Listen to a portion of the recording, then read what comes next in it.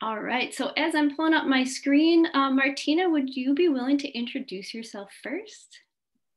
Sure, my name is Martina Talic, and I'm a Spanish teacher and IB coordinator. Great, and I am Sara Zimmerman. I am the college counselor at Prep.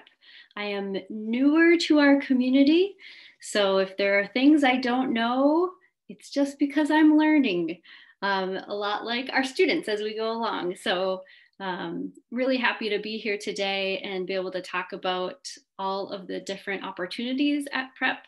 And my goal more than anything is to help parents and help students recognize these opportunities and help connect them to them and be successful throughout these opportunities.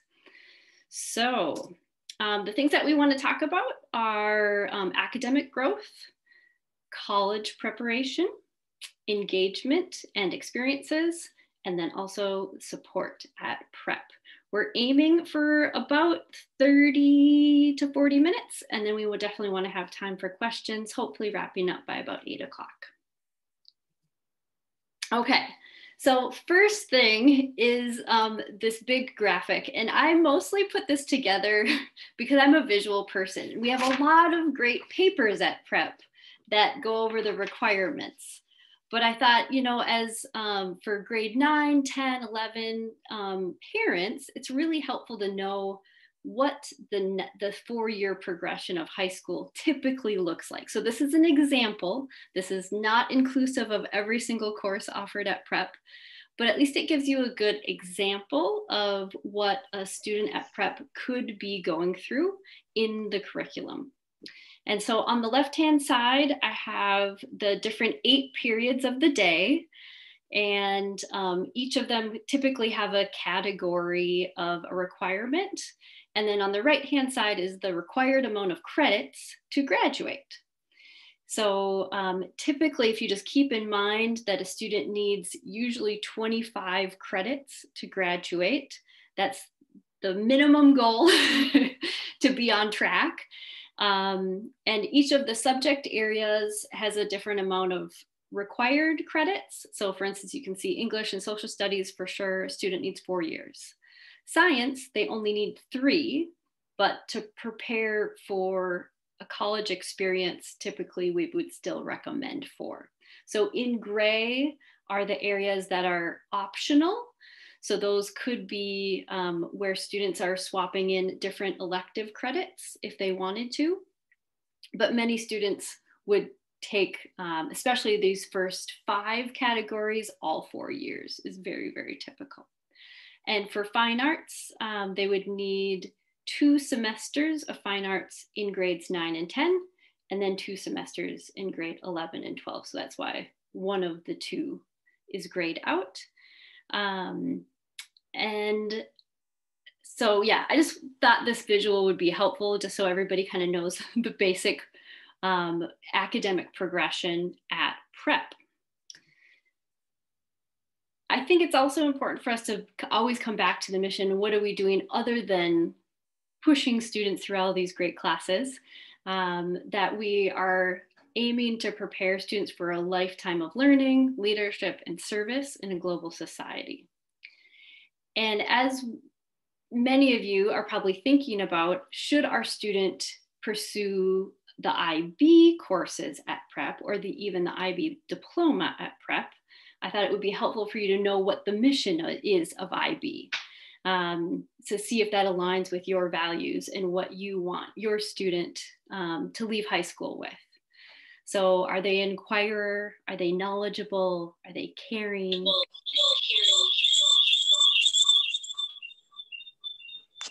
A little bit of an echo. Okay, I think somebody muted. Thank you. And I think this is a great time for Martina to talk maybe just a little bit, since she has tons of experience, a decade or so of experience at Prep with the IB. So Martina, feel free to jump in here. Oh, you're on mute. Yes, you have to remember to unmute yourself. I remind my students all the time. So if you look at the St. John's Prep School mission and the one of the IB, you will see that there's a lot of things in common. It's a lifetime of learning, leadership, service in a global society, and we have our great Catholic Benedictine tradition. If you look at an IB mission, you will see that we aim to develop inquiring, knowledgeable, and caring. Caring, that's an important word. So you see there's even IB that a lot of times I remember when a couple of years ago when previous headmaster who was a Benedictine went down to get his IB training, and he said when he came back, you know what? I thought IB was totally anti-Catholic, but they're so similar. I can't see where they disagree. So if you look at this, caring young people, to be caring, it's part of our Benedictine tradition. We're looking to build a peaceful world, not a world of conflict, through intercultural understanding and respect and international mindedness. The other very important component of the IB program is to have a rigorous and challenging program where the student is asked not only to perform to the standards of the test, but what is really assessed in those assessments is critical thinking, your opinion. You have to have a state your opinion, supported by research and evidence, and also the way you express your opinion. So the IB program, as well as St. John's Prep School, is a holistic program that has a goal of forming the entire human being, and not only academic skills, but also your values as a human being.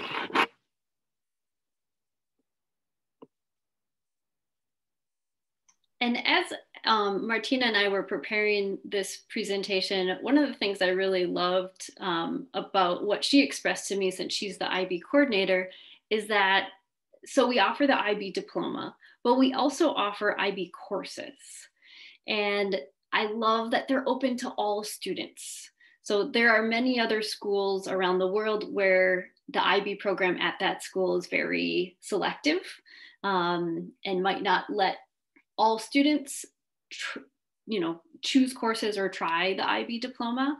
So I think that's just a great thing to know, is that as you're maybe contemplating if you have a grade 9 or 10 student, just know it's open to everyone, and the student could either choose to do the full IB Diploma program, which I highlighted kind of the basics of here in the orange box, or they could choose to just take 1 or 2 or 3, etc.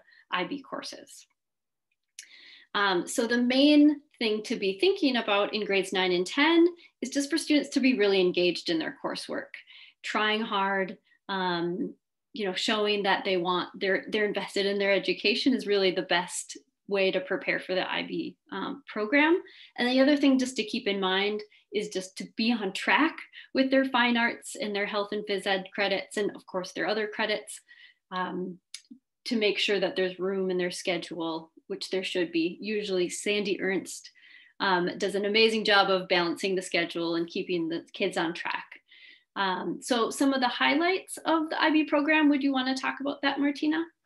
Yes, sure. So you will see there that a student is required to take at least 3 higher level courses and at least 3 standard level courses. A student is allowed to take 4 higher level courses if they choose to do so, but that means that the amount of work they expected to do is a little bit higher. And we in the past have had students who have done that. As Sarah said, if a student chooses to do a full diploma program, which means earning a second diploma, so on top of graduating with prep school diploma, a student can have a second high school diploma, which is awarded by this international organization called IB. Then the student would be required to take at least 3 higher level courses, 3 standard level courses, TOK, which is a special course called Theory of Knowledge, which is 1 semester junior year, 1 semester senior year. They work on extended essay, which is 4,000 words in essay based on the topic that the student is interested in. They research a topic, they find the good sources, and then they use academic skills to write a good essay. And then the last piece would be CAS, which is creativity activity service, where students create a project of their own want and passion. So it's something like, I'm really interested in doing this, and this passion of mine meets the need in my community, either immediate or international community, and they work on a project. So that would be a full diploma program, one of the routes for students if they choose to take it. And since we have Hannah May with us, this wonderful senior, I was wondering, Hannah, if you could just talk about how you decided to do the IB Diploma program and how that transition was for you going from grade 9 and 10 classes to the IB. Yeah, for sure. So when I was a sophomore, we got a presentation on the IB program. It's given to students every year in like the freshman and sophomore classes. And that's where I initially heard about the IB diploma. And I was like, well, to have an internationally recognized diploma sounds pretty cool. And, you know, I definitely enjoy academic rigor, and that's something that the IB diploma has not failed to provide me with. The IB diploma has been extremely helpful in preparing me for both college and like the real world. Like Ms. Talic talked about a little bit ago, IB diploma students definitely are very open-minded and become very receptive to certain things in the world. And that was something that really interested me. But yeah. And then how hard has it been? I know I get that question a lot. Is it too hard? It is definitely not too hard. A lot of it is time management, which is something I would have to learn in college anyways. So I'd rather learn it now. A lot of it, again, is just time management and balance in your schedule. Thanks, Hannah. And then Martina, do you want to just briefly talk about all the IB classes we offer at Prep? Yeah, so you will see, sometimes it may seem like, okay, I'm earning a second diploma. Does that mean that on top of all this work, I have to take a whole different set of 6 courses? And the answer is no. A lot of courses at our school are actually IB courses that are shared with non-IB students. So for example, we have English is always the option for English is a higher level, and it's a 2-year course, but it's split in different courses over the period of senior and junior years. So the IB program is for juniors and seniors.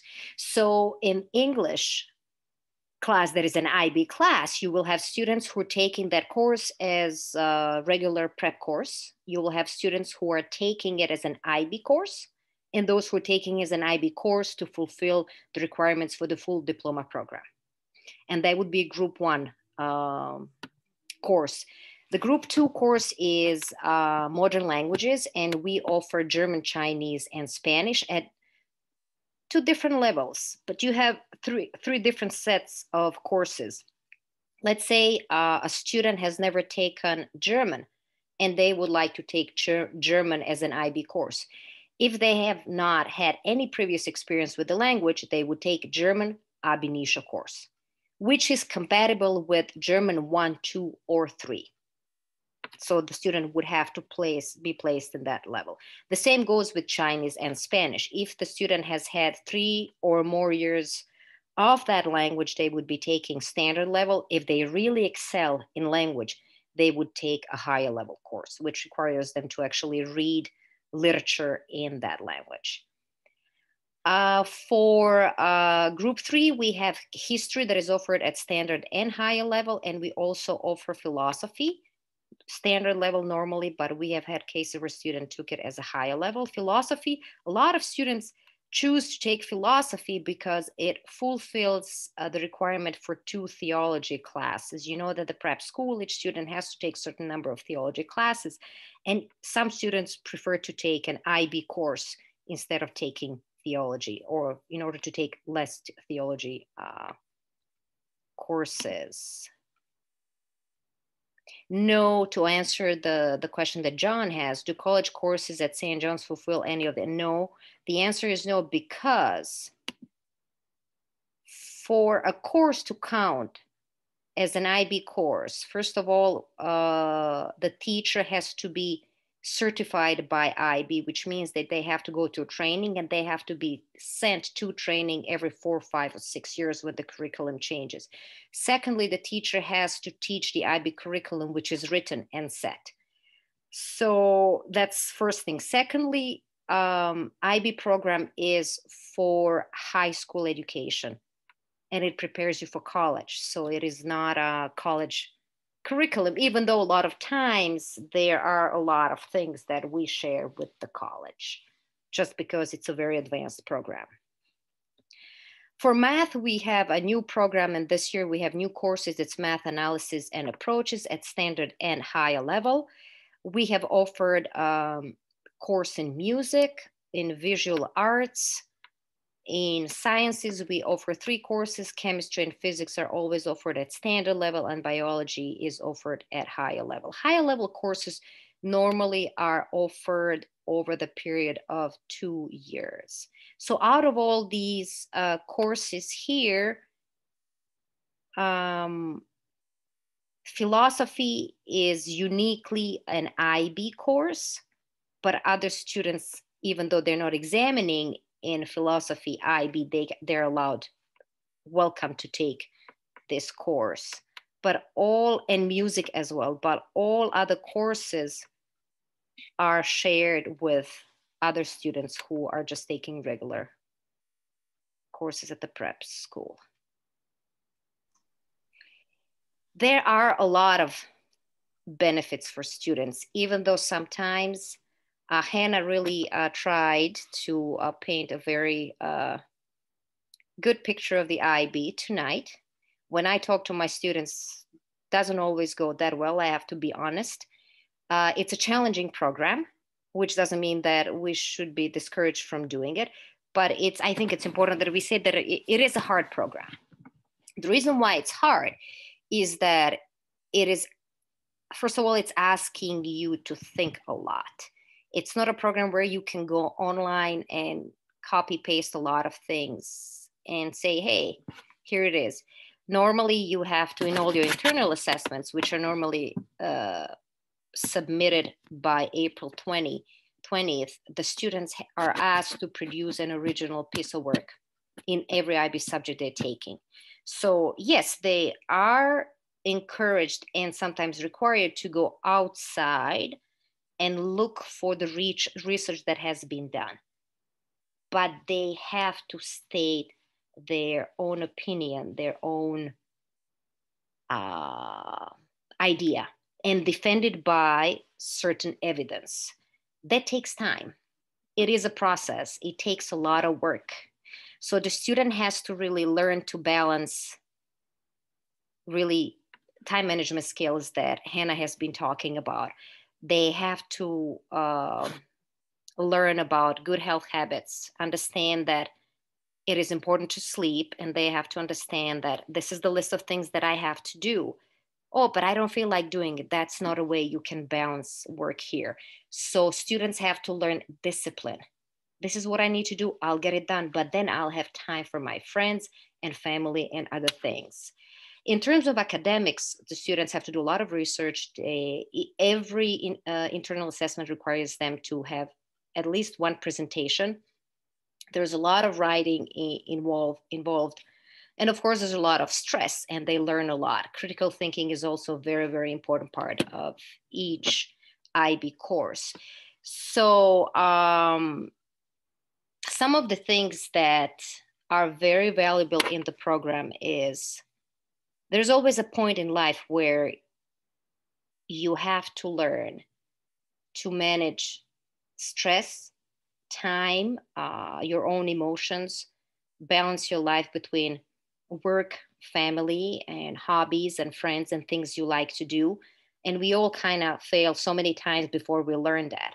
I think the benefit of the program is that you're learning that at an early stage where you are surrounded by family, friends, supportive administration, and faculty in our school.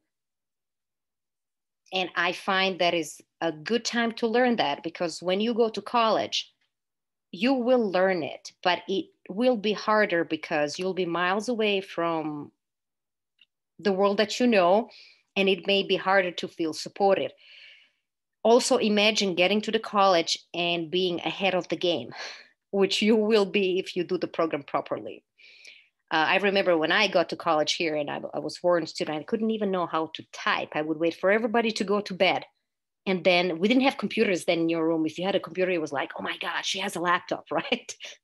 So I would wait for everybody to go to bed. Then I would go to the computer lab and I was typing like this until one night there was a girl sitting there. She was eating something and just like, she looked at me, she was typing. I was like, can you just teach me how to do it? And she did, and I learned. So for me, getting to college, learning a new language, learning how to type, learning the American system, I could not go and take advantage of any other opportunities that the college was offering to me because I was struggling with the basic stuff.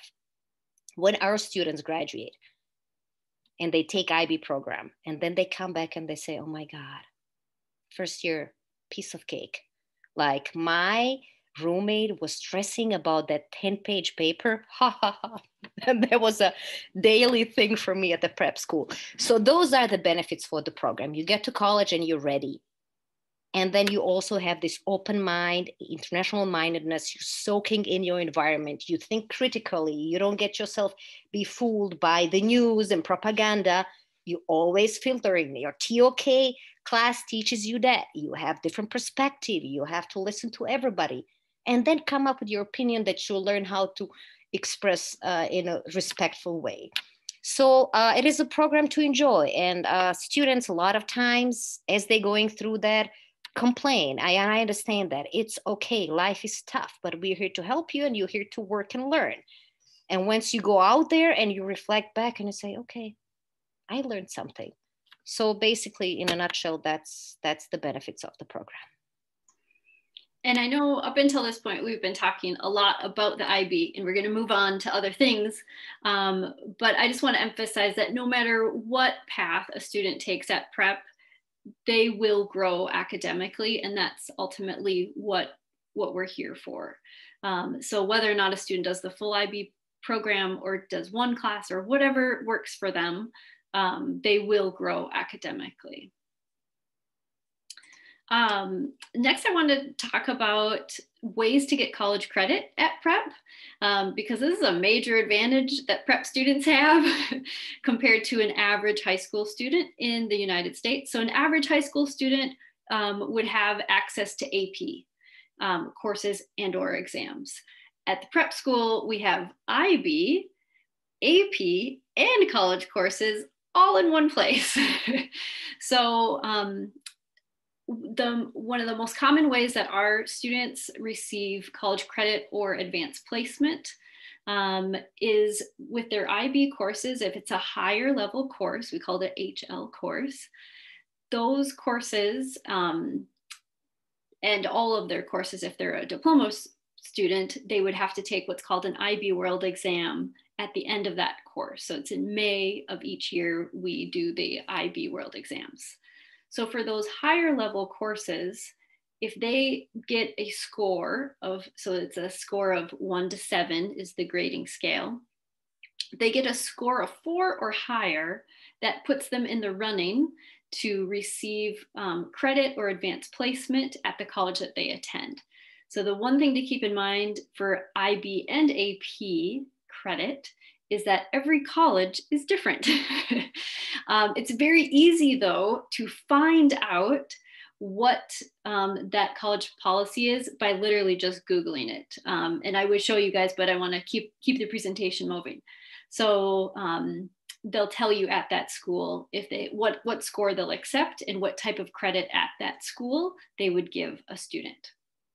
So for IB credit, so first they enroll in their IB courses at prep. Second, they register for those IB World exams. And then third, they would follow the steps at the college that they enroll in for receiving credit for that course. For AP, so we don't offer AP courses at prep, but we offer the exams because our courses are already rigorous enough that they prepare students generally for any of the AP subjects that they would want to take. So first step is that they register for the exam in October/early November, and then they take the AP exams in May. And then again, when they enroll at a specific college, they follow the steps at that college to receive the credit. And usually you would need a score of 3 or 4 or 5 on the AP exams. And then the last option is to take classes at St. Ben's and St. John's. And typically, as long as a student is academically at the level of that course. So for instance, it's very common for students I've learned at prep to take math classes at St. John St. Ben's because they're ready for Calc 2 or linear algebra or things that I would probably not be able to take myself. But we've also had students take communication classes and language classes and many other things. So the first step would just to be making sure that they're performing well in that current subject or related subject at prep. In a normal non-COVID year, we would want them to have 2 open periods in their schedule so that they can physically go to the class. And then the other thing would be for them to meet with Ms. Glomsky at least 6 weeks before the enrollment period so that we can make sure we can try to get them actually enrolled in the course. We've talked about a lot of stuff. I want to pause here and see if there are any questions so far before we move on from the academic growth part.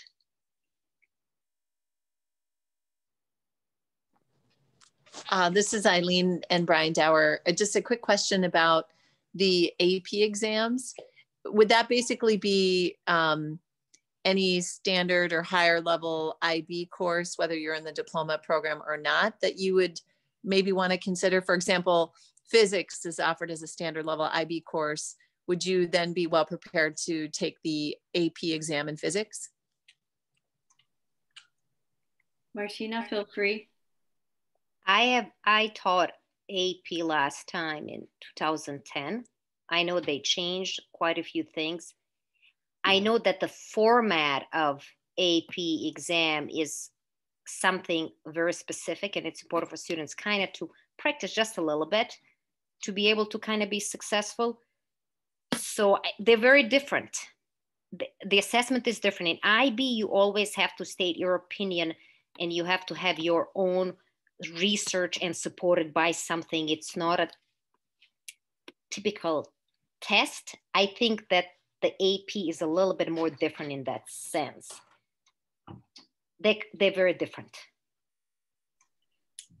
But Eileen, what you mentioned of like say your son or daughter is enrolled in an SL level IB course at prep, that is actually if I were strategically putting it together, those would be the AP courses I would consider, because the HL classes, you're already most likely going to receive that advanced placement credit because you're going to take the world exam and you'd likely do very well.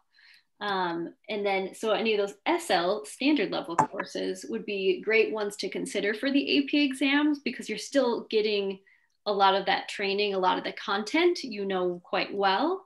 And like Martina said, students would need to study on their own for the specific way the AP exams are structured. I'm happy to help students set up a study plan and look at it with them, because AP exams have both typically a multiple choice section and a free write section, depending on the subject area. And the AP exam also runs between 2 to 3 hours.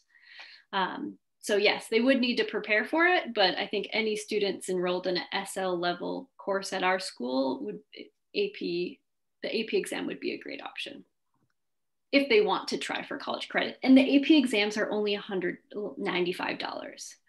So it's not a huge investment of money to try, and it doesn't count against you. So colleges wouldn't, look down upon not getting a certain score on an AP exam. they would only, it's something you send in after you get into college. Okay, got it. Thank you. Any other questions? I see quite a few in the chat section. Oh, thank you. Yeah, that was hidden for me. Martina, just maybe, let's say that my child says, I think I want to go for the diploma. They do it their junior year. They find out, you know what, it's just maybe not for me. Can I drop out?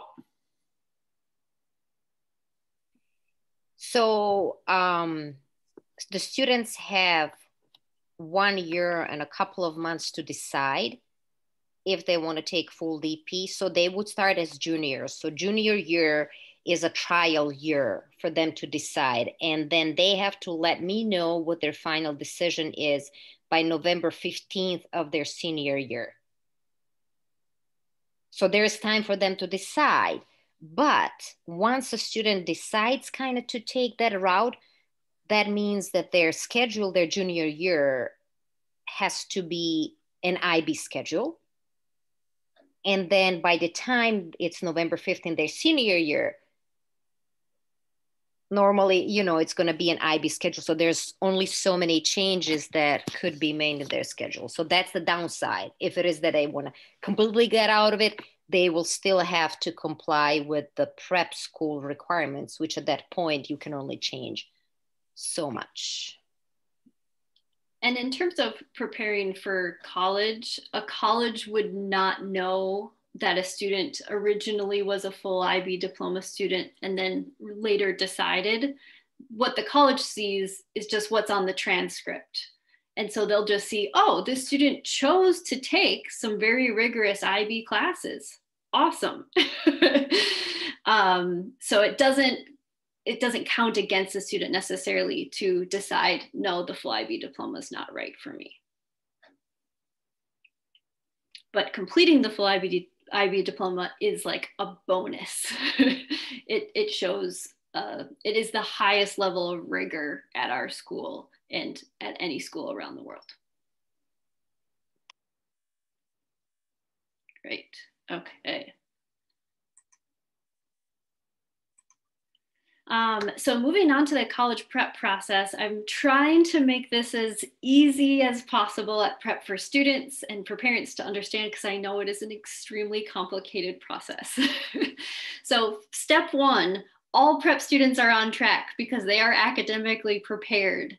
And as a parent, just making sure that your student is enrolled in appropriate courses for their level is really what's the most crucial thing. So if a class is too challenging, it's not going to be a great fit, or if it's too easy. And that also it aligns with some of their interests, that they're able to take classes that they really like. And just a reminder, all grades from grades 9 through 12 do count in the college application process. The second step is to identify colleges and majors that are a good fit for the student. So there's a very lengthy process of discovery and exploration, and I'm walking the juniors through that process right now pretty intensely. And I plan to meet more with the grade 9 and 10 students as I get more acquainted with the systems at prep. So step 2, really spans from grade 9, 10, 11, and even into grade 12 a little bit. So I would say any of you families out there right now, one of my top recommendations, and I know college visits are not normal now, but still having that attitude of wanting to visit colleges virtually is one of the best things that students can do, especially over winter break. We've got about 2.5 weeks of free time. Most likely, many of you are staying home and not doing as many big holiday adventures as normal. So I think doing as much as you can to partner with your student and start to do those exploration activities. And we have some really good tools on Naviance, and there's also great tools available to everybody online through things like College Board, the Big Future function. So there's a lot of things to do with that. And I love meeting with students one-on-one to talk more about what factors are really most important to them and to you as parents. So step 3 is to take exams. And these almost always happen in grades 11 and 12. So the SAT or the ACT, the ideal time, in my opinion, to take those is spring of junior year. So any grade 11 parents out there, if you want to go ahead and help your student try to register for the ACT or SAT as soon as possible. It's been a very rocky year with the SAT and ACT. Many test dates have been canceled or rescheduled. And right now is also a bad time.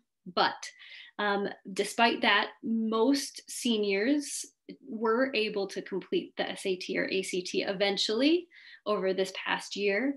And even though many colleges right now are test optional, almost all of them are test optional right now for the class of 2021, it is unknown how many of them will remain test optional for the class of 2022, 23, and 24. So I would say my best advice is to plan on taking the SAT or ACT, and it's possible that they might not be needed for the specific schools that your child decides to apply to, but to be on the safe side, to be prepared for any options and to have all options open, it's great to take those. International students should take the IELTS or the TOEFL, which are English proficiency exams, depending on what schools they're applying to. And then the AP exams and IB World exams, again, those happen mostly in grades 11 and 12. Hannah, do you have any advice for parents or students as they start to think about these steps, since you have gone through pretty much 1 through 4? The only really advice I have for parents when it comes to preparing for college applications is start as early as possible. Encourage your students to start as early as possible. I made the mistake of waiting until the beginning of my senior year to start my application process. It was an awful decision, especially doing the full IB Diploma program. I just became so busy.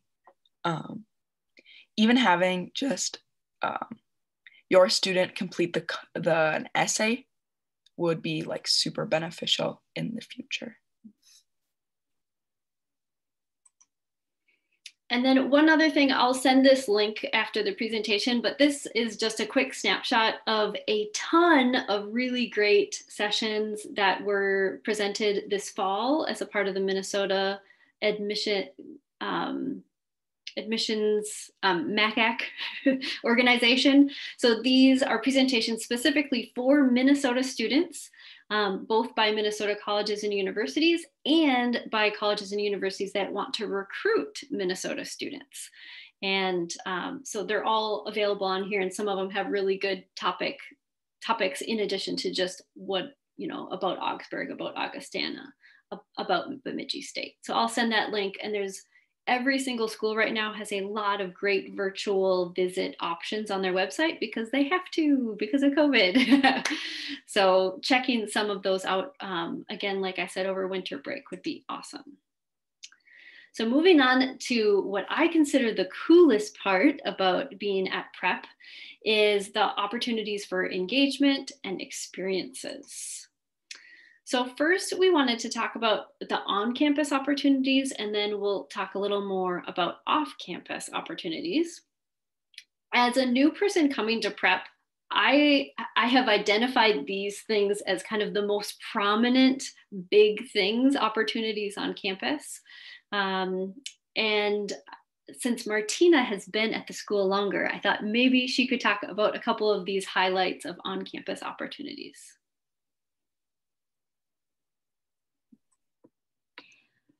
So I think we do offer a lot of different things and possibilities in our own school, but it's also cool that we are on university campus. And a lot of times, especially for our language classes, there are a lot of opportunities that I call extracurricular activities that require a student to participate in something different than what we have in our school. For example, there are a lot of different lecture in the modern languages department where students can go and listen to college professors from different countries speak about different social issues in Latin America or Spain or even in our country. There are possibilities where the students can go and learn how to dance salsa or cumbia. There are possibilities where students can go and have a dance workshop with professional dancers, see different performances. There are possibilities where our science teachers take students to biology or chemistry labs at St. John's and use the latest technology to do their research. We have our arts teacher take students to the remodeled Alcuin Library where they have on the basement, they have a new filming equipment that they can use during interim or their class time to do different video or photography projects. So those are some of the opportunities that the university offers us. Sarah, do you want to talk about the inside the school, the things that we have? Yeah, for sure. So some of the things that I've observed so far are that there are a lot of opportunities for students to get involved with tutoring, volunteering events, even to work on campus. I know a couple students even work in the cafeteria on the St. John's campus, or there's like a summer work program that we offer to some students for financial aid. I've noticed that the student council is very prominent and organizes a lot of activities and events throughout the year, and athletics are pretty big. Quite a few students are involved in multiple sports and or clubs. And I've also seen that theater is very prominent and kind of a premier activity at our school. So I think some of these, just to highlight some of these bigger opportunities is important to start to think about, is your student getting involved in all of these things, or some of them at the very least. And then this other slide is kind of overwhelming, but I also wanted to make sure that prep parents know, like, oh my gosh, there are so many different ways students can try a new experience at prep. Whether they're good at it or not doesn't actually matter. What matters is that they are trying something and they're involved in some way. And one of the things that I would recommend as the college counselor is that after students are involved for a year or a semester or even a couple of months, would be to maybe push them to take on a leadership role within that organization, because building leadership skills is something that's important for them after high school, no matter what they're going to do, going to college, having a job, having a family. So I would encourage you to start to think about, okay, this is what my child has been involved in so far, and what might be one or two new activities that they might be able to try out. This is their free pass, really, for trying fun new things. And of course, when they go to college, there will be many cool clubs like this, but this is such an easy, safe environment for them to try things and to get involved. And I know Hannah has done such a great job, and this is part of why I invited her to the session. So Hannah, could you just give a couple examples of things that you've been involved in and how it's been helpful for you? Yeah, so when it comes to involvement in extracurriculars, I'm a pretty all-around person. My first 2 years of high school, I participated in both track and field and basketball. I was a varsity starter for my basketball team, both freshman and sophomore year. And after that, I became more heavily involved in theater, and I've stage managed, I want to say three of our productions so far, which is an example of me taking on a leadership role as a stage manager. You kind of run practices and make sure everything goes smoothly. So that's kind of on the physical activity side. On the clubs and organizations side, I participated in National Honor Society my junior year, the first year it was available to me. And this year I am the president of the National Honor Society. And it has really allowed me to kind of step up and take a leadership role, which I feel will be very beneficial for the future. I'm also involved in mock trial. This is my first year being involved, and it is my last year at prep, which is very sad, but I'm having a great time.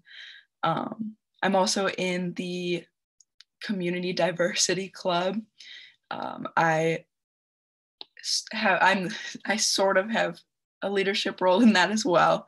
But overall having so many opportunities for these like wide variety of experiences has really enhanced my prep career. It has made me like forced me to kind of talk to people that I wouldn't necessarily talk to. It's forced me to like go out of my comfort zone a little bit, which in the end has been extremely beneficial. I've made tons of friends by being involved in all this stuff, in like friends including people in my grade and people in all the grades down to 5th. So yeah, I want to say definitely push students to be involved, because that's been one of the highlights of my prep career. And I do want to be mindful of time. I know we're getting close to 8 o'clock, so we'll get through the rest of this stuff. This slide, I just wanted to emphasize some things that I've observed about prep students getting outside of the prep box. So things in their community. And I think focusing on something that they can do to develop themselves personally and have a positive impact on others or on their community is what I would think about if, especially over summer break or winter break, that time that they're away from school. Summer programs have been highlighted, and my next slide is just a quick overview of some things that I've picked up that other prep students have been doing over the summer. Doing anything where they're involved in their community, whether it's a volunteer position. I know there's a student who's been volunteering at a nursing home for about 5 years. And we have lots of students who do a lot of community outreach types of activities throughout the year. A lot of students are also employed, which I think is great. As a career counselor, thinking ahead to when they start applying to internships and jobs, having a job, and I think Aaron mentioned as he was logging in, one of his children is going for their first job. That's so great. I would so strongly recommend that as something for students to do. We've also had a lot of cultural exchanges, not just through the milk program, but Martina was telling me through an exchange with Guatemala, an exchange with Germany. So in non-COVID times, I'm sure many of those will get kick-started again. So having that as an option. I put online presence on here because I know a lot of our students spend a lot of time online, and many of them are building their own personal brand.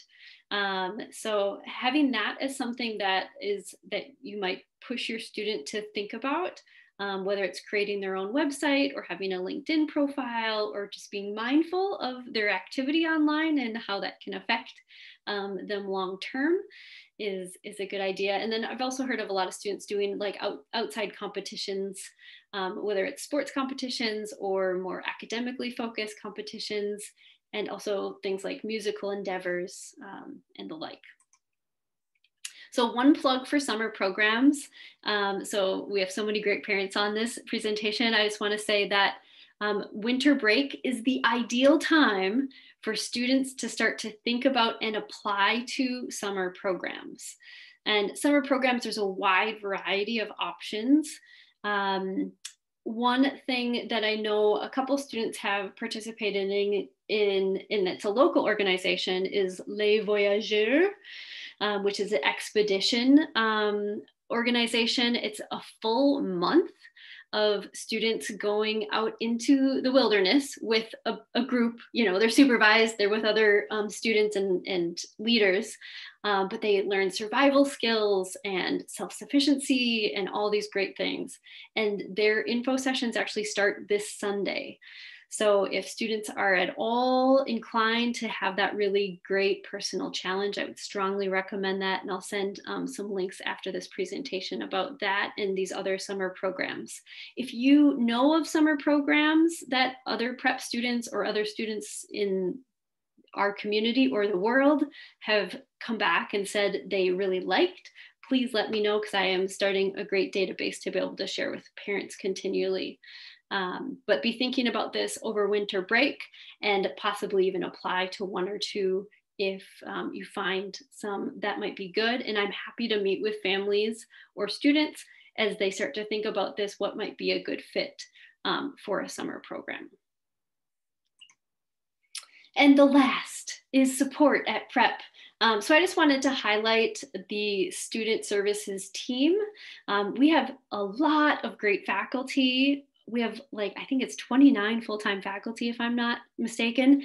And we have great administration. It's so nice to have John and Christine, both on this call and every day at work, and many other people who work behind the scenes at prep.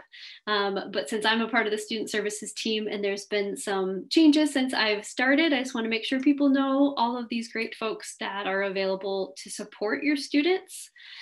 So Jen was on the call. Jen, are you still on? Yep, I'm still here. Would you want to talk about quickly what you do? I can, absolutely. So I'm a school counselor. This is my 7th year at prep. And one of the things that I really focus on are academic needs.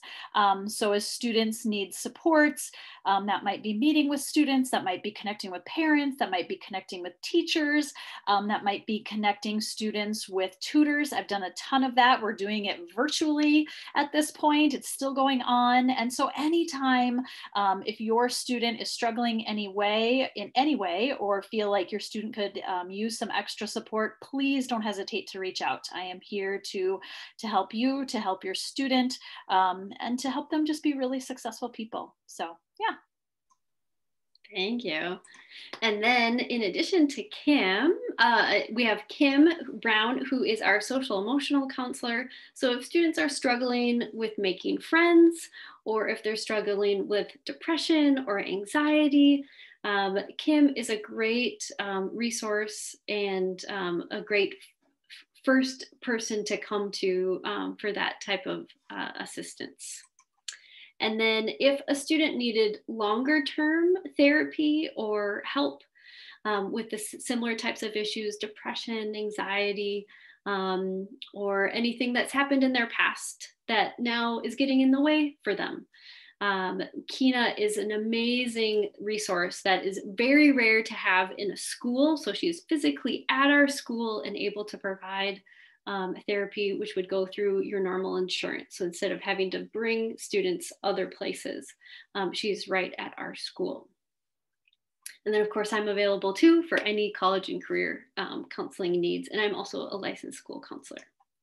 So with that, we have covered everything that we wanted to for this evening. We talked about academic growth. We talked about college prep, engagement and experiences, and then lastly, support.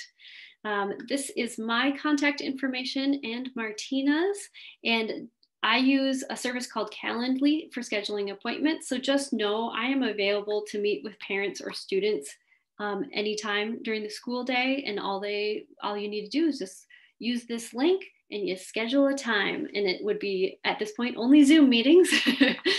But during normal times, I'm also available for in-person.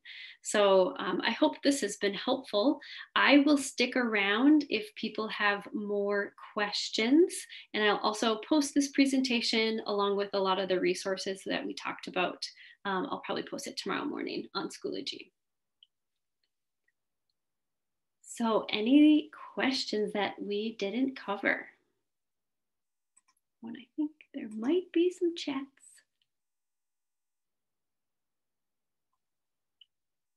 No, we're good. No questions on chat. It is 8:04. It is kind of late. It's almost our bedtime. Well, it sounds like there are no questions right now, but I so appreciate all of the amazing parents and students who showed up tonight and my colleagues. Thank you all for coming. This has been a great showing, and I feel like we've covered a lot of information. Please feel free to follow up with Ms. Talic and myself after today, and we look forward to seeing your students grow. All right, thanks everyone. I will stop the recording.